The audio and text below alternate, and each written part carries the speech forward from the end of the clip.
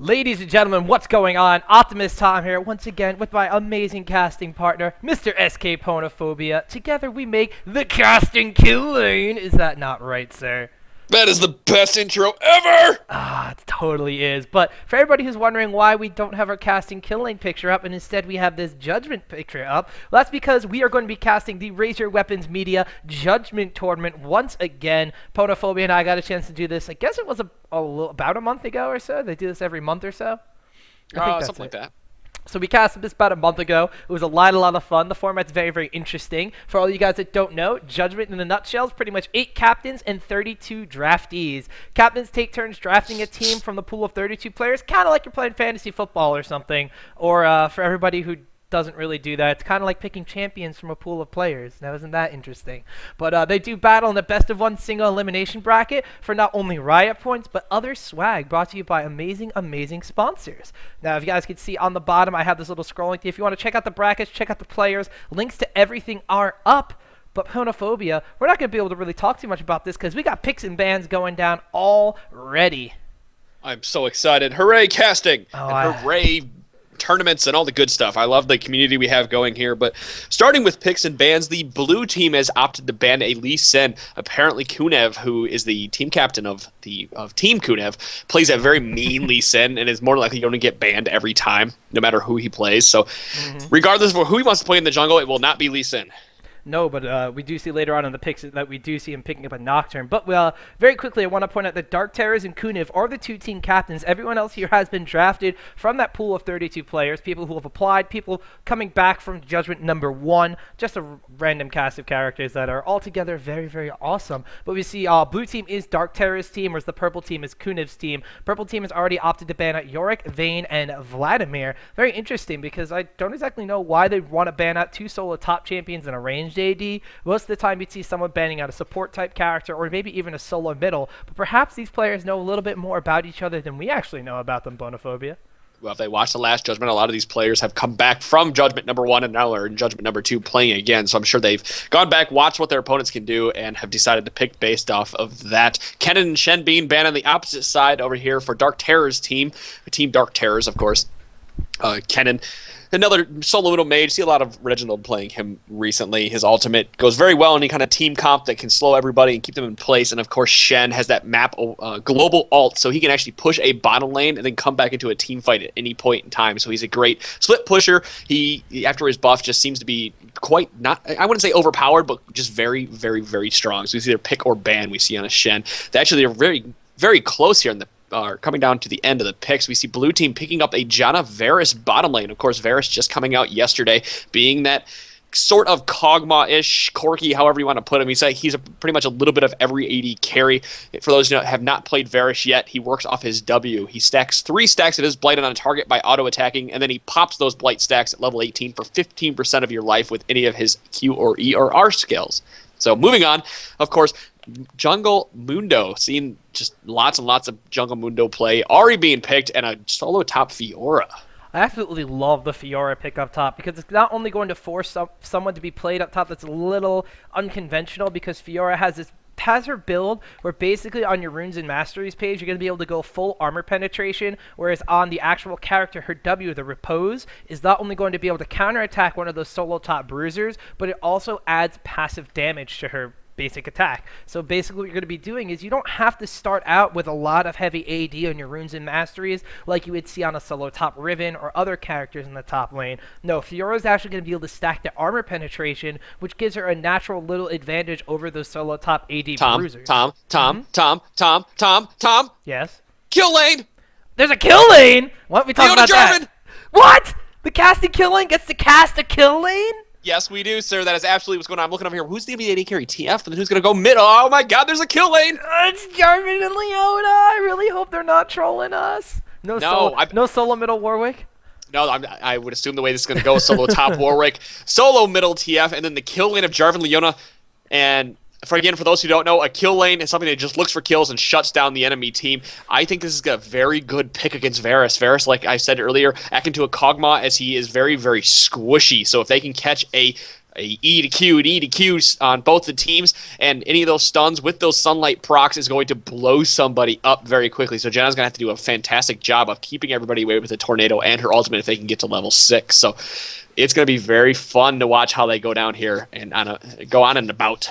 Yeah, it's also going to be interesting to see how the kill lane's going to contest with the Dr. Mundo jungle pick. Now, Mundo, not necessarily known as the #1 ganker, but known as the #1 fast jungle clear. He's also going to be one of those champions that out of the jungle likes to start with a red buff as opposed to the blue buff. He doesn't really need the mana regeneration because he doesn't have any. And he's not going to need the cooldown reduction because he's Dr. Mundo. He doesn't need cooldown reduction. So he could start by getting the early red buff and then head into the bottom lane where he'd be able to get an early level 2, or he would be level 2, the lane would still be level 1 gank. And on this kill lane on the bottom lane, they thrive off being super, super aggressive. If Mundo comes in and gets aggressive before they can actually feel comfortable enough at that level 2 to go in, Zenith Blade and stun on Leona, whereas Jarvan's going to have the Q to E combo to knock people up, which is basically their entire kill lane processes.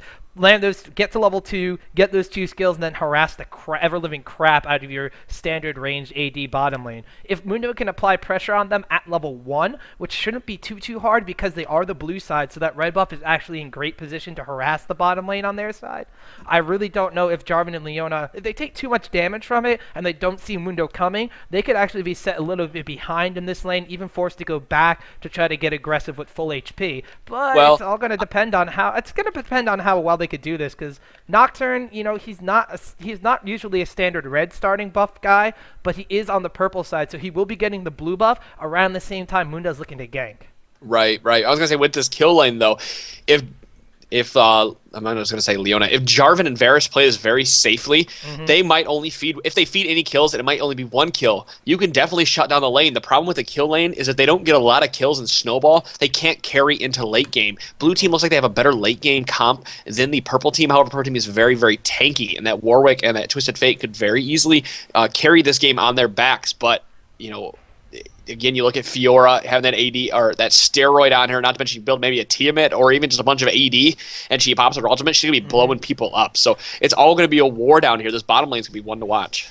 Definitely going to be. The middle lane's also going to be very interesting. Ahri is a champion that usually thrives on positioning, especially when it comes to landing her combo with the Charm, her Orbit Deception, and then her Foxfire to deal maximum damage. Twisted Fate's a character that's very interesting in the middle lane because even though he could deal a lot of damage with his wild cards, Ahri's going to be one of those positional champions that could take advantage of really just standing in between where Twisted Fate's cards go and then landing her combo on him. And Twisted Fate doesn't really have a way to get out of that. He does have his gold card to land a stun on Ahri, but I think it's going to be very interesting to see this Twisted Fate try to actually fight against the Ahri, because I think Ahri's got the advantage over him.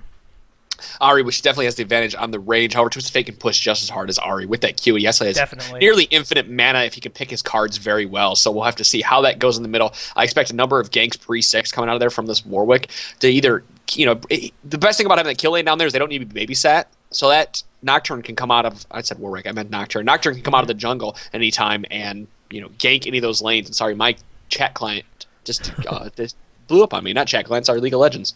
That's fine. I'm actually slowly loading into this game as well. It took a little bit of a while, but this is once again, we'll remind you guys that we are casting the RaiseYourWeaponMedia Judgment #2 tournament. For all you guys that don't know what Judgment is, very much, it was 8 captains with 32 draftees, kind of similar to a fantasy football or the way you would select your champions in League of Legends from an open pool where each person is considered a captain like that, just in case you guys, you know, don't know what fantasy football is. What they do is each captain picks a team of 4 extra players, including themselves. They do battle and best-of-1 single elimination bracket for riot points and sweet other swag. And why is RaiseYourWeaponMedia doing this? Well, it's to provide a fun community event where players can get together, play some competitive League of Legends without really a huge time commitment like the pros do, or really needing to form their own team. So it's kind of like a pick-up League of Legends league, which is really cool. Not to mention this with their awesome sponsors, including Riot, and I had another sponsor on here, but I accidentally minimized that one, so allow me to bring that one up. Whoop, whoop, whoop. It's not supposed to happen that way. But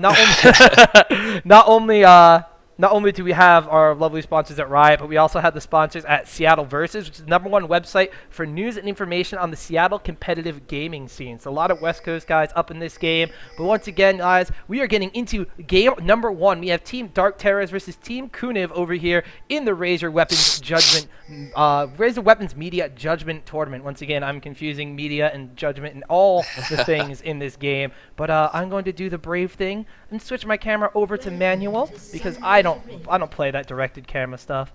No, definitely not. I'll keep it on just to try to watch any ganks, but gotta watch the right and left side. I love the new spectator mode; it's very fantastic. But we see purple team setting up over here to stop it, so any kind of invade coming in on the blue. Looks like Mundo is actually going to sit over by his red, start racing red like a normal Mundo would. So we might see a level or early gank coming out of Mundo in the bottom lane, possibly either that or in the middle. Yeah, definitely. Like I said, that bottom lane is going to be a real target for Mundo because if they can stop that bot lane from snowballing, they're not going to be able to carry themselves into that late game. And Mundo, being very, very quick to clear their jungle, could apply pressure as early as their level 1, his level 2. We did see Leona, however, stopping over to put a ward down at their red buff. They are very canny of jungle invades, as there looks like they're going to be going for an invade themselves. Now, like I said, Mundo's a very quick jungler, but if they deny Mundo of anything down here, including these mini golems or perhaps this red buff, which is their target, that means Mundo's not going to be able to gank that bottom lane that we've been talking about, and therefore that kill lane is really going to come into a snowball effect. Interesting choice of Jarvan picking up his Q early instead of that eating of past everybody's. But look at this, they're walking around into the bush. They are definitely going to meet them and catch it. They saw Janna, they have now caught Janna. Janna blowing a flash, going to ignite coming down. First blood, the Jarvan kill lane off to a fantastic start already. That is not what you want to do with this kill, and you do not want to be feeding Jarvan or Leona for that fact any extra kills. Now Twisted Fate getting his pick a card first, so they're able to get that stun down. Opting to go for a red card to help Nocturne clear these creeps. People seem to forget the red card does AoE damage and slows. So that red card was a great choice there. Nocturne be able to clear this out very quickly. Mundo now, interestingly, going to have to start over by his blue buff, whereas Nocturne's starting to get this early red buff. He's going to be on the aggressive, perhaps, with an early gank, although he is going to need to go back and secure his blue buff to prevent any counter jungling, which Mundo is also very adept at. Yeah, Mundo is definitely going to have to walk over here. Right now would be a very good time for Mundo to walk over to the race. Looks like actually in the bottom lane, Varus is caught in the bush, trying to figure out how his Q skill worked, it looked like. As Nocturne came down here from that early red buff, decided to go in for a gank. He got very, very low, had to pop his summoner heal. So not only have we gotten a kill on the support character in the bottom lane, but a summoner spell was blown, and Leona and Jarvan seem to be, like you said, an amazing start to this kill lane, which we're super excited about. It matches our overlay. Oh, look at this, and Leona being very aggressive right now, walking in with that Q, but she's taken already half of her life in damage, and this is where Varus needs to take his time and poke back anytime they can. Keep a ward in that bush, because they will be pushed back to the tower the entire game. Oh, here comes an E to a Q in, onto that Janna right there, and a Q coming out, but no E from that Jarvan, so I'm going to keep a close eye on this kill lane. Mundo decided to wait for his race over here after taking the golems, so he went back, took his race instead of counter jungling, which I actually expected him to go from blue over to the race of red side and then over to the red on theirs. So interesting choice over here by the Mundo, but we'll have to see how that works out for him. Warwick in the meantime, look at the lane here. We actually have Fiora and TF in the mid, and we have Ahri and Warwick. I was actually going to talk about this, and this is interesting because I didn't think Fiora had that bad of a matchup against Warwick. Warwick does have a lot of sustain on her, which is something Fiora does not have in her build. She isn't really going to have that until she gets a Wriggle's Lantern or Bloodthirsters later on in the game. Whereas Ahri does have that passive spell vamp off of her Essence Theft, her passive skill. So actually going against a Warwick, she's probably got a better time, especially at the early levels compared to that Fiora. The only thing is, though, Fiora is going to be pushed back to her tower constantly because, like you said, that Twisted Fate is going to be able to push like a madman, whereas Fiora, usually more of a single target kind of champion when it comes to last hitting. So she's going to have her work cut out for her against Twisted Fate. Yeah, Twisted Fate's going to have almost infinite mana every time he picks a blue card. It looks like he spent quite a bit of it in the beginning of the stages. I'm not sure what he blew it on as we were too busy watching bottom lane. Which, speaking of, decided to go back early. Jarvan picking up a Doran's Blade, a mana potion, and then that's it with his extra gold that he got from that first blood. Now I'm thinking with that mana potion, Jarvan's going to want to be very, very aggressive. He's going to get that blue pot just in order to spam his spells in the bottom lane. So if this Leona being as aggressive as we saw her before, actually even warding over by these wraiths over here, she's giving her team a lot of early information, which is going to be great for Nocturne as he just continues to coast through the jungle. I'm going to say middle lane here. Look at the Fiora taking that Twisted Fate down, who has no mana already to just under half life. It looks like he's going to go over here and take... Is he going to go top? Interesting. So we'll have to see where the Twisted Fate decides to go. I don't exactly know. You know, the fate is his and his alone. But very interestingly enough, this Fiora doesn't really have a lot of magic resistance built into her build. 42 magic resistance right now. She is level 4. You know, we'll check back at level 5. She actually does have magic resist per level blues, but it does look like that maybe they're bottom going for lane down here. Mundo coming in for a gank on the Jarvan and Leona. That Q comes down. Leona taking quite a bit of damage, having to blow heal. It looks like that's going to be a picked up kill for that AD carry. Now a flash coming out of Jarvan. Jarvan down to half life at this point in time. So like we had talked about, Mundo needs to babysit his AD carry quite a bit in this lane. Yeah, he really, really does. As we saw there, Varus actually missed the Q, which would have finished off Leona early, possibly getting a kill on Jarvan. Because of that, Jarvan is able to save his flash to the end. But top lane, we see here, looks like for Matt, that Fiora coming up and getting a kill on Twisted Fate as they dove him at the tower. So I don't really know if blue side wants that lane to be swapped up like that. It looks like perhaps Ahri is going to recall. Fiora's going to head top. And now we could possibly see one of those little switch and bait games as the lanes continue to swap back and forth in middle and top. Yes, and here, you know, bottom lane again. The hardest part about being ranged against the melee is this, what we see right here. Quartered life and having to try to last it into your tower by yourself, now going back since Leona's here. Top lane, does look like Fiora is now going against this Warwick, while Twisted Fate's going back mid versus the Ahri. I'm not sure if they're going to keep swapping lanes, trying to keep lanes pushed out and keep somebody down, or if they just want to... you know, if they just want to play with us, that's all I can really think of at this right point in town. What their mentality is for this switching all the time. I think the mentality is wanting to get that matchup between Ahri and Warwick in the top lane. Like I said, they're going to be able to both be a little bit of sustained champion. Warwick more so than Ahri, but Ahri with the passive is going to have a better chance against Warwick in the early stages of the game compared to that Fiora. Fiora already has shown that she could hold her own against Twisted Fate in the middle lane, so they're not too worried about that matchup. Fiora, of course, once again, one of those very mobile champions that can dodge Twisted Fate's wild cards. But however, if they keep switching back and forth at this point, they killed Twisted Fate, so Twisted Fate didn't waste any time that wasn't already wasted. Ultimate coming out of top lane out here. Now a fear onto Ahri. Ahri popping her. Oh! Ahri does not have her ult, not able to get out in time, so that's a kill for the jungler. Yeah, I was going to say, that's one of the things that's going to keep them down by not... meanwhile, bottom lane down here, we see EDQ come out, Ignite. Picking up the kill is Ðantę on Jarvan. That's 2 kills for him, thanks to Leona with a very nice initiate. They are going to push some poke into Varus now, who has to force out flash out of Varus because he just missed that E. We see over here Nocturne in the jungle taking the blue buff from this Mundo, who's actually stuck up on the top tower to defend it. Yeah, and that's what I was going to say. This Ahri and this Fiora are going to have a little bit of a disadvantage in the fact that if they kill Twisted Fate in that top lane like they did, he just is going to go back and then immediately go to the lane that they don't have swapped up. So that's just not too much time being lost by Twisted Fate. Here comes middle. Yeah, actually, they're actually going to converge down onto the Fiora now. Ooh, a flash, but not before the gold card goes out. They might get a fear down on... Oh, no fear going down on Fiora. They're just going to chase her down. Nocturne popped his fear early, but she flashed it as soon as he popped it. Alright, so no fear going on by Nocturne. It looks like they are just going to be super, super aggressive. And as I'm trying to say, if there's not too much action right now, those lane swaps are going to be putting Ahri and Fiora a little bit behind in the experience, not to mention the little bit of a farm too, because they're going to be constantly swapping when the other team is already dead or going back. Therefore, they're losing a little bit of time, and as we saw against that Ahri, she had no ultimate when Warwick did, so she wound up dying to the gank. Now this Fiora getting pressured by 3 people, and now even this going on, where Twisted Fate and Nocturne in Mundo's jungle. Mundo's not going to be able to do anything. Nocturne popping an ultimate, I don't think he really needed to do that, but I guess he didn't want anybody coming in to try to save Mundo. And Warwick's just going to be able to zone out this Fiora now, because Warwick... Oh, look at this right here, a flash gold card, now 3 people going in onto this Janna, who is just getting blown apart. A flash into a Q kill. I don't know what Janna was doing there. I don't like her being there Oh, at an all. ultimate coming out of Twisted Fate down. Yes, the Ignite ultimate does kill Twisted Fate for their Fiora, who did not decide to go even try to help any. But now we have an ultimate coming out onto her, a fear at the same time, but she parried out of... no, she did get the fear. I thought she had parried it. That would make sense if she did. No. But she did parry a kill that did save her life.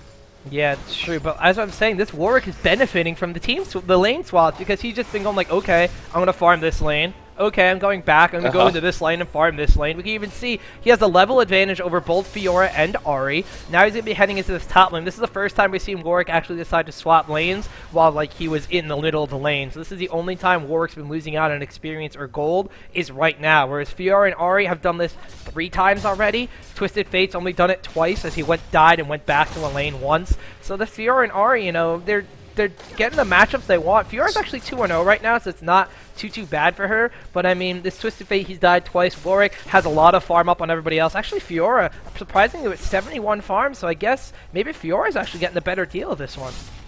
Fiora with that lifesteal of hers definitely helps her to stay out in the middle lane, and now also picking up that Vampiric Scepter. Every time she kills a creep or even does any kind of damage, she's going to be getting quite a bit of life back, allowing her to sustain against the Twisted Fate, who, regardless how aggressive he's going to be, is just not going to be able to do enough damage to kill her. I'm going to be interested to see if she decides to make this longsword into a Hex Drinker against the ability power swipe of Warwick and the ability power coming out of Twisted Fate, or she actually opts to go for a Brutalizer or a Phage first. that's basically going to be what the difference in her build is going to be. 78 magic resistance with those Mercury treads and her magic resistance per level blues on her. So she's not necessarily hurting for magic resistance. Wouldn't be surprised just to see her go straight damage and turn that into a brutalizer and then opt for a frozen mallet, or even go for more of a bloodthirster build a la a Riven in the top lane would be, or in this case a middle lane would be. Yes, a middle lane AD carry versus the AP carry. Twisted Fate now does now have blue and will be coming middle lane. Look at this Warwick now sitting down here. He doesn't even care about the top lane. He's just farming it straight out, pushing the tower back. Looks like they are setting up for Dragon at this point, potentially. There is a ward down. There are 3 of them. This is true. I think what they're going to be doing is trying to force Fiora to go back before they actually contest this dragon. Varus and Janna out of the bottom lane, unfortunately not doing a lot. That Janna has died 3 times already, so she's a little bit of a liability, actually just hitting level 6. So now she has her ultimate, so now she's kind of worth something out of the bottom lane. But Varus should be able to stop something. Yeah, Varus doing still a good job against this kill lane, getting 72 CS comparatively to Jarvan's 56. But, you know, being down by about 15 CS while you're at kill lane and having 2 kills, you're basically above that Varus who's still, you know, like 10 or 15 CS ahead of you. So Jarvan doing a really good job in this bottom lane right now. I wouldn't say he's above him at all, because it is the AD carry mindset, or the AD carry is going to carry much harder than this Jarvan is. Now it looks like they are walking over for Dragon, pulling him out of the pit with that Nocturne Q. However, a Jarvan is not going to be able to do quite as much damage as this 15% on this Varus is going to do late game. This Varus is going to carry very hard, and having 72 CS versus a kill lane at 7 minutes in is very, very respectable. I've played against a number of kill lanes and played them, and usually they only have like 30 to 40, so big props to this Varus to be able to farm against them. The thing is, they actually haven't killed him yet. They've only killed his support character. So, meanwhile, Ari's going to be getting this top tower while the the purple team or red team opted to get the dragon. So that kind of balances out there. Trading a tower for a dragon attempt is going to be what you want to do when you are the person losing the dragon. So this is going to even see in the gold count equal out a little bit. Oh, look at this right here. Yes, if you're going with an ultimate on Twisted Fate, but Nocturne from downtown going all the way across the map on her. This is going to prompt Warwick to come out of that middle lane. Now Mundo's coming in here. Ari coming in from top lane, and a lot of stuff going on for looks like a little bit of nothing. As Warwick's still continuing to press down on this, doesn't seem to know that Ari is actually in the bush waiting in the wings over here. Now she's put a ward down, so she's going to be able to identify if Nocturne or Twisted Fate's going to continue coming up here or not. But it just kind of looks like they're going to stay back and just farm up passively. Work with his Heart of Gold is going to be bottom lane down here. We have an ultimate and a flash out with that Ignite. Janna popping her ultimate that did not need to. We see an ultimate coming out of Varus here, coming in, trying to put some damage onto Leona, taking her very low, but that tornado was not out in time. That Q picking up the kill. That's what you need to do on Varus. That was excellent comboing by DarkTerrorZ, making sure he got maximum stack possibility before popping that Q as the finishing blow onto Leona. Janna with a great ultimate, like you said. Varus is able to flash out of that Cataclysm ultimate from Jarvan, but then setting them even further behind, Janna knocked them out of the Cataclysm backwards. So there's all that distance put between them and Varus. So Varus is able to get a really, really good shot down on Leona, popping those 3 stacks and then waiting with popping the 3 stacks with the E, then waiting to get as many stacks as possible before finishing her off with a very, very long-range Q. So excellent job. Like you said, this Varus doing a really good job against the kill lane and bot lane. And now Janna's actually starting to shine in her own right, because once she hits that level 6, not only does she have the tornado and everything to really stop this kill lane from jumping onto her AD carry, but now she's going to be able to just knock him out of the way. But middle lane here, we see Warwick deciding to go down on Fiora, but he gets actually attacked by both her and Ari. Ignite goes down, but he's still going to, he's not going down very, very hard easily right now. He has a Heart of Gold. He's picked up actually a Chain Vest and a Null Magic Mantle on top of Ninja Tabby. So he's actually very tanky, but I don't know if he's going to tank through the charm on here. Popping his ultimate down on the Ari. He's actually still alive. That's very impressive. Using a couple of health potions to help him do that on top of his lifesteal. Ari's actually about half health right now. Warwick didn't really get the best out of anybody in that engagement, but he didn't die either, which I think is the most important thing. So he hasn't actually fed a kill to the opposing team, and he's actually just going to head into the jungle and use his Q and his passive just to heal himself back up. That was a very ballsy play by Warwick there, knowing he gets the 30% lifesteal on his ultimate during the duration of it, plus the lifesteal off his basic attack, so able to keep him alive with a potion rolling. Yeah, and the thing is, too, Ari blew the charm in order to get him to that point in time, so he knew that he wasn't going to be charmed out of his ultimate, so he was able to... I don't know if he did calculations exactly, or he was just like, oh shit, I hope this works, but it was still a very, very impressive play either way. Yeah, absolutely. Lots and lots of attempted kills coming down here. I'm still watching this Varus now, 14 minutes in with 105 CS, while Jarvan is sitting with only 82 and 2 kills. So this Varus now ahead of the Jarvan. We see middle lane over here. Fiora going in on this Twisted Fate. Twisted Fate has not been able to do anything against this Fiora, even though he is the magic damage, and she doesn't have that much magic resist anymore. But you know how we talked about what she can turn that into? Looks like a Wriggles Lantern. Yeah, I'm actually very surprised to see her going for the Wriggles Lantern. Actually had the actually top lane. I'm gonna interrupt myself because Mundo and Ahri going down onto Warwick. Warwick was pushing this last time we saw after getting away in the middle lane with that great ultimate, but sticking around a little bit too long. He didn't have anything off cooldown to really survive a gang from both Ahri and Mundo, so he winds up falling. But like I was saying, this Wriggles Lantern on Fiora, I'm a little surprised. She has the double Dorans already. Oh, bottom lane, here it comes in. The ultimate's coming down, and to the ultimate out, popping her out, being able to pick up the kill. Ðantę is empty. We haven't seen any exhaust coming down, so that is a double kill thanks to the ultimate off of Nocturne coming in there to help out with that gank. So bringing them back up from even though being down, getting 3 kills to this Jarvan at this point, who's still down in CS. However, bringing him back up to be a force when it comes down to this game. It's going to be all about him catching somebody out of position. That Jarvan Leona is what they're going to need to do here in this later game. And the thing is, Nocturne is going to be a huge compliment to this, because after Jarvan and Leona catch somebody, Nocturne can rush right onto them, and all of a sudden there are 3 people on top of your AD carry. Even though they have Janda to really reset the positioning and like reset a fight, and Fiora's going to be able to disrupt them a little bit by popping that ultimate, if there are 3 people on top of your AD carry, I don't care how tanky or how fed that carry is, you don't ever want 3 people immediately on your range carry. So this kill lane on top of Nocturne's ability to jump in, and then you have Warwick with his ultimate and Twisted Fate to teleport in, this Varus is going to have a really difficult time in team fights, I think, because everybody's actually very well positioned just to jump on him. That's basically it. Absolutely. That's why I said you have to play Protect the Cog. So the Janna pick, a very good pick against this comp. I know they didn't realize they were going to play against the kill lane when they first picked Janna, but it's working out for them very well when it comes down to blowing everybody out of that ultimate. However, they have all of them have ways of getting back in. This Janna actually doesn't know that she's standing on a ward. Jarvan has the position to go over the wall here, but a ward is going to reveal him and Nocturne, so Janna wanted to hightail it out of there. So actually a little bit of passivity out of the fact that there are 4 people from the red team over here. It looks like that dragon's going to respawn any minute now, or any second now, I should probably say. So they are kind of positioning over here for it. Twisted Fate here actually still has the stacked deck up, hasn't auto-attacked anything for a little while, so he still has those cards floating around him like he's Gambit. But the blue team, not really responding to this. Fiora is going to be coming down from the top lane here. They are going to kind of converge in this middle lane, maybe try to force the tower or something, or maybe even just go to contest this dragon, as it looks like you found someone hiding under a box. I found somebody hiding in a bush. Oh, did you? Oh, yeah, absolutely. Look at this Leona. It's chilling. I was going to say, Leona is just chilling in this bush over here. I don't see this dragon. Oh, there's the dragon respawning right now. So maybe their timer is a little bit off. As it kind of wasted 35 seconds kind of just wandering around by dragon. But this does actually give their positioning away to the blue team, as Mundo and Ahri both have been able to come over here. Mundo's going to be taking his raids. They are standing directly on top of a ward. So right now, Kuniv's red team does have the positioning advantage over them.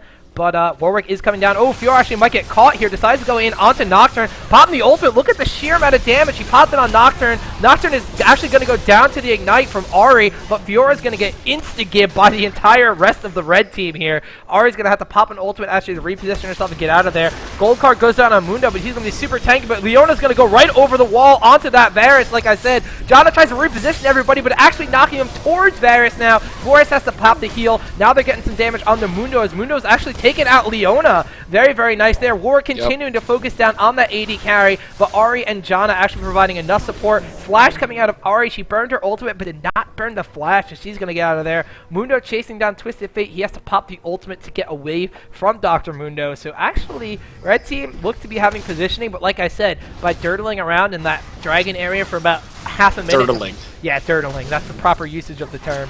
But about like half a minute to 45 seconds, they gave away their positioning and let blue team really just kind of converge in on this. And as I said, they had so many ways to jump onto Varus, but they blew them on Fiora in the bush. Actually, Nocturne, saving his for last, trying to go down on this Janna. Doesn't realize that Mundo, remember, is still here. Jarvan actually behind them, though, is going to pick up a kill. Now Mundo and Ahri extremely low. Varus has to get out of there. That's a double kill for Jarvan. You don't want that happening. Actually, Nocturne picking up a shutdown on the spree from Ahri, too. So they do get Dragon, but they immediately lose 3 people after that. They are a little bit ahead in gold because of that, and the tower they took a little bit earlier. But like I said, I thought blue team had really good positioning because red team waited so long by Dragon with a little bit of a mistimer. They let blue team kind of farm up their rates and get conjoined in that middle lane. They blew all their ultimates except for Nocturnes onto that Fiora. Tom, what we're seeing right now is the team fights and what happens, the different styles of team right now. Purple team running something where if you catch somebody out of position, they're going to die within seconds. However, when they get in a team fight, Purple team's team fight presence is not there. And we just saw what happened. Blue team has so much CC on them between a Mundo, a Janna with the shield, the tornado, and be able to reposition everybody, and Ari's able to dart in and out of combat, taunt people in with her E and everything. They have so much CC on this team that they're not going to be able to, in a team fight, they're going to win team fights. A Purple team at this point really just needs to catch people out of position, or, eventually grab a Baron or steal a Baron that the blue team isn't going to have. They have to push their out of position prowess right now.